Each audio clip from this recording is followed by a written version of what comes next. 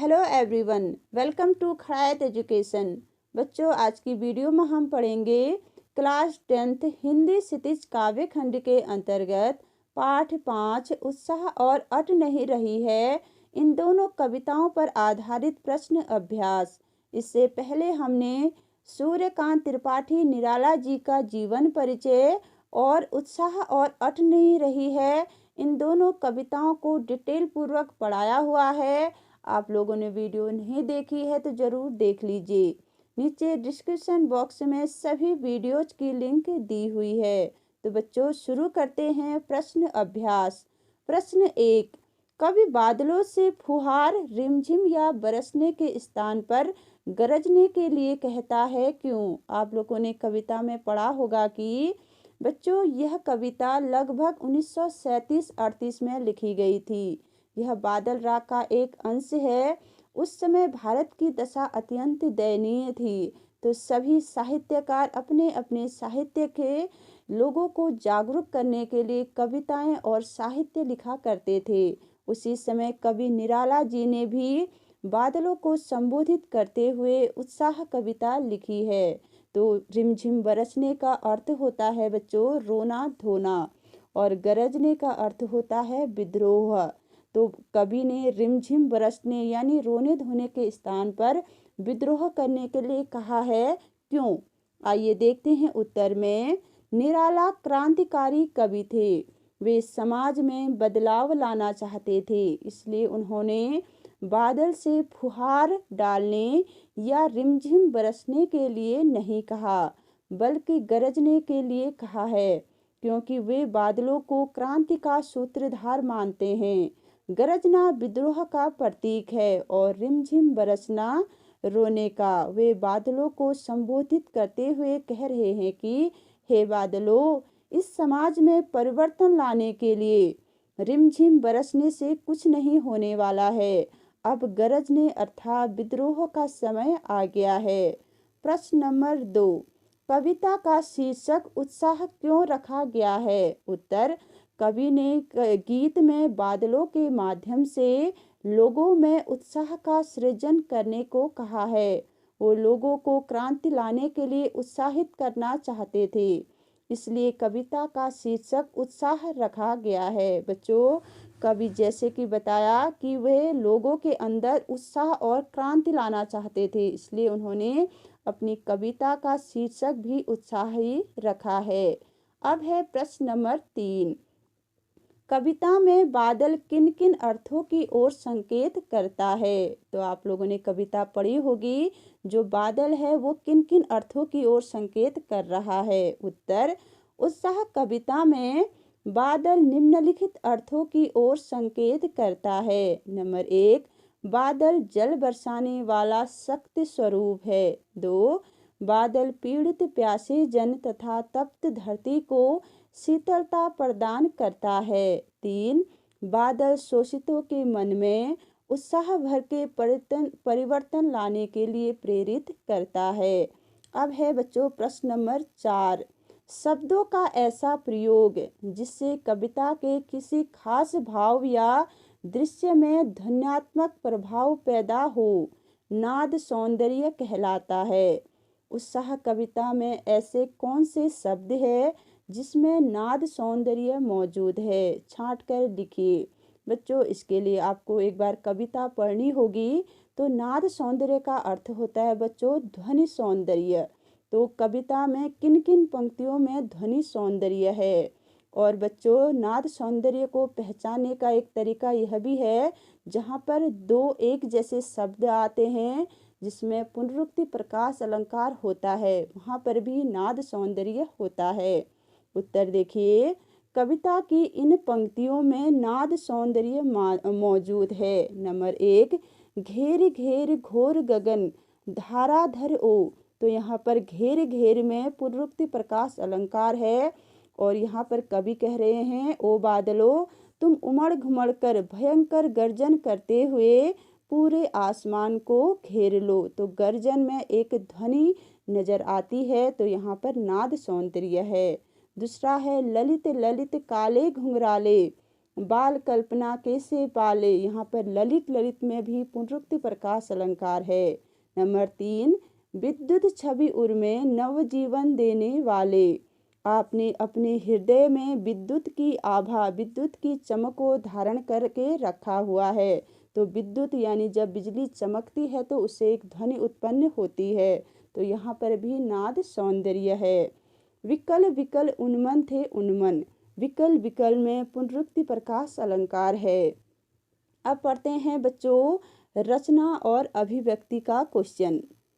प्रश्न 5, जैसे बादल उमड़ घुमड़ कर बारिश करते हैं, वैसे ही कवि के अंतर्मन में भी भावों के बादल उमड़ घुमड़ कर कविता के रूप में अभिव्यक्त होते हैं।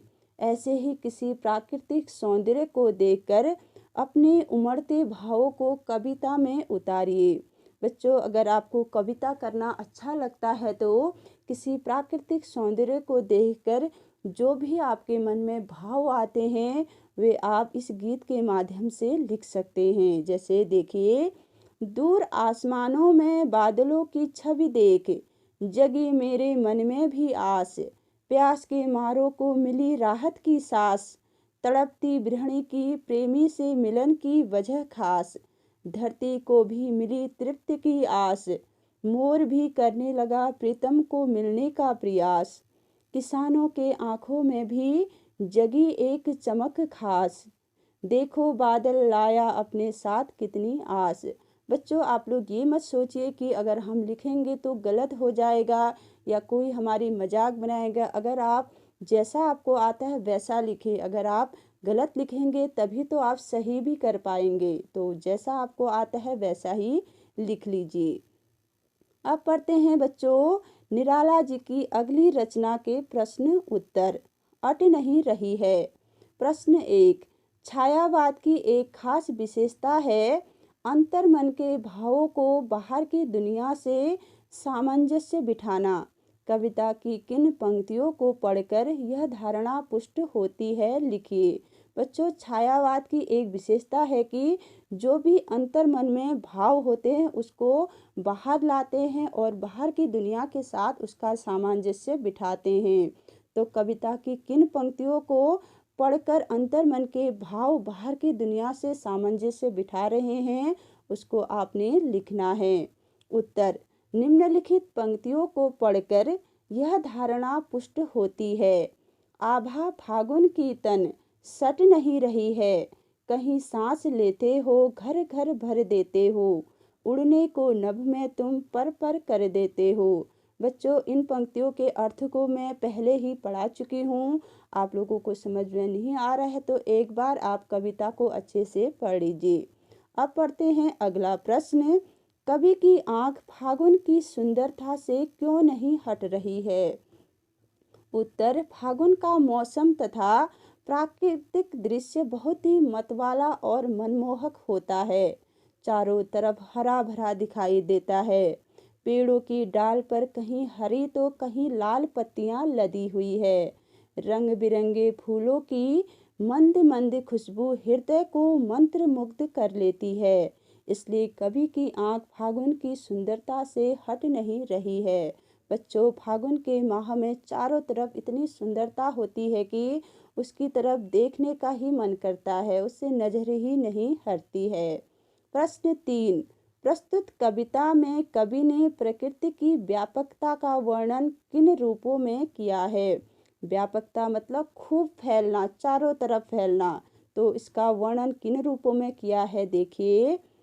प्रस्तुत कविता में कवि की व्यापकता का वर्णन निम्न प्रकार से किया है। जैसे फागुन के मौसम में पेड़ पौधे नए नए पत्तों व फल फूलों से लद जाते हैं। हवा सुगंधित हो उठती है। खेत खलियान बाग बगीचे जीव जंतु तथा पशु पक्षियों के साथ पूरे वातावरण में भी फागुन का उल्लास सहज ही दिखता है। प्रकृति के कण कण में सौंदर्य भर जाता है। तो बच्चों, फागुन के महीने में चारों तरफ हरियाली छाई रहती है, चारों तरफ सौंदर्य ही सौंदर्य होता है। प्रश्न 4, फागुन में ऐसा क्या होता है जो बाकी ऋतुओं से भिन्न होता है? उत्तर, फागुन में मादकता सुंदरता छाई रहती है। प्राकृतिक शोभा अपने पूर्ण यौवन पर होती है। पेड़ पौधे नए पत्तों व फल फूलों से लद जाते हैं। हवा सुगंधित हो उठती है। आकाश साफ स्वच्छ होता है।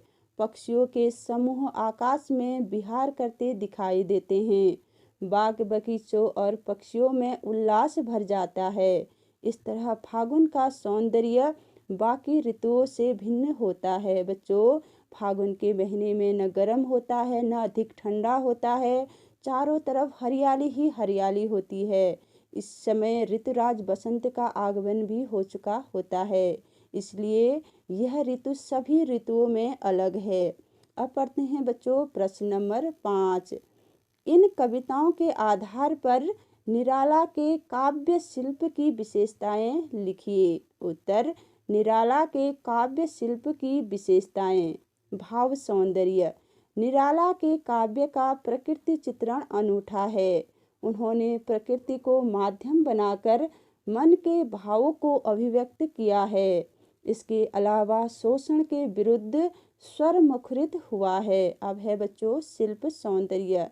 निराला जी का काव्य शिल्प की दृष्टि से उच्च कोटि का है। उन्होंने कविता को छंदों के बंधन से मुक्त किया है। उनकी भाषा में गेयता है। गेयता का अर्थ होता है गीत।